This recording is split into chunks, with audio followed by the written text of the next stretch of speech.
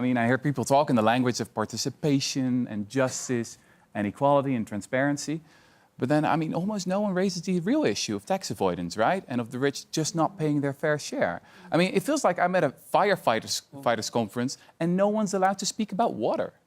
So we have a business model that has, over the years, grown to maximize for a few owners of capital and to cheat everybody else. And the business people who run these businesses, on top of that, avoid paying their fair share of taxes, have built loopholes across the tax system.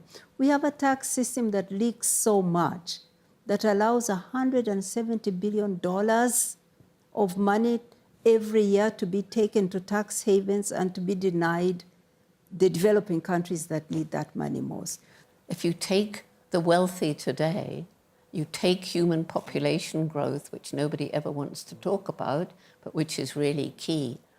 How can we have unlimited economic development, even not counting the richest of the rich, but us, on a planet of finite natural resources? We have to alleviate poverty on the one hand, reduce the unsustainable lifestyle of so many people on the other, and at least think about human population growth. 6.7% of the GDP of Latin America and the Caribbean is going out of the region through tax avoidance. 110 billion are going through illicit flows, and not narco traffic. No. It's in the trade customs where this is happening, because we are not pricing right the exports and the imports. We are favoring imports versus exports. So we're losing $110 billion. So we need to now debunk the myths that you need first to achieve high growth before you can reduce inequality. That actually when you reduce inequality, you can achieve more sustained and faster growth. That's one. Two, we're not just talking about taxes, but taxes are important.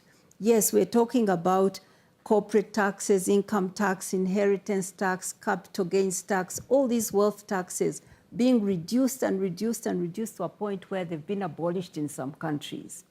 We need to get fair taxation. Bill Gates himself says the most important responsibility of a rich person is to pay their fair share of taxes. So we can't avoid talking about that.